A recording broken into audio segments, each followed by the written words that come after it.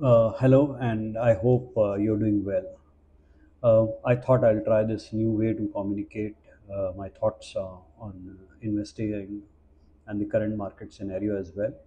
So, we have now got the elections out of the way. We know there is a coalition in place, and although I predicted this scenario before elections, where BJP won't get the full majority, but I'm frankly pleasantly surprised by how the markets have reacted to it.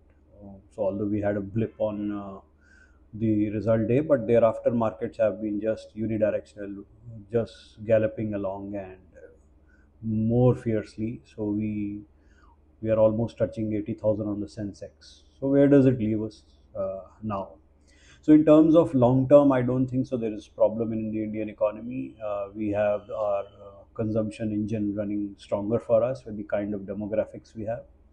We have foreign funds which look India at more seriously. We have index funds which are dedicating more money towards India.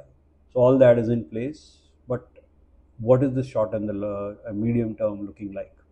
So actually, whenever you even go for a road trip and you travel to any destination for the first time, you're a little cautious while you're driving. It is the same thing. We have the indices are now going to enter uncharted territories for the first time. Like we're going to hit milestones like 80,000, 90,000, whatever.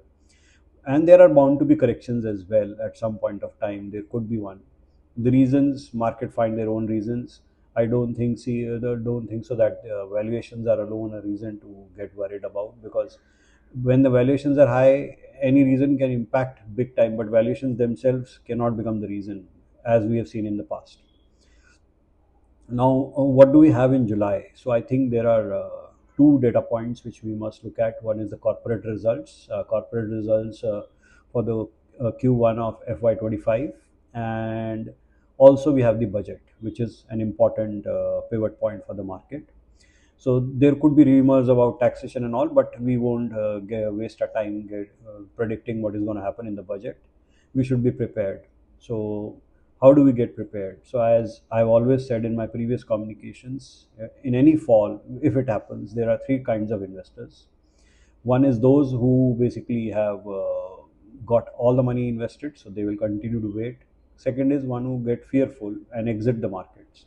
And thirds are the one who say that since we have a long-term portfolios, eventually all these portfolios are intergenerational, so we will build some cash and buy. So I want my clients to be in the third category, knowing the very fact that portfolios are perpetual. Any opportunity in the market should be treated as a buy opportunity if you are there for the long term. And for the long term, let's be very clear that we are talking about times larger than 5 years to 6 years. We're talking about decade.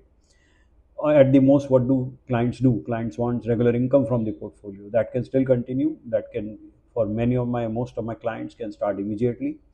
So there is no problem while having to distribute income out of the portfolio. So now, what I want people to do is have a look at the strategy they originally decided to reach an X percentage, and based on that strategy, they should be able to identify liquidity within the portfolio, which they are ready to deploy at if a opportunity presents itself in the next coming few months.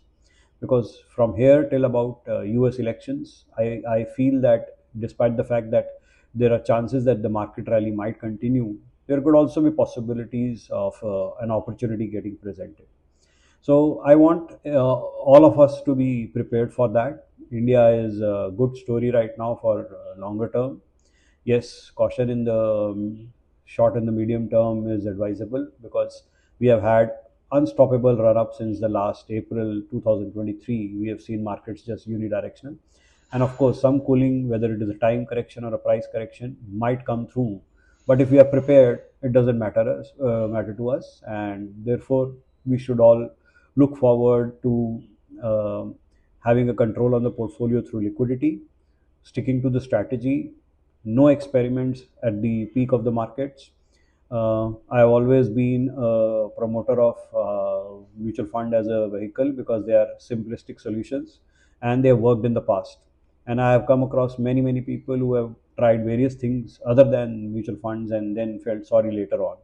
So I continue to have my belief on simplistic solutions. I am not against any alternate investment, but that should add value to the portfolio, and I continue to believe so. So I wish everybody a great 2024 ahead from here, and we will keep revisiting our strategies and relooking at the market scenarios so that we can take a better investment decision for you and for all of us. Thank you.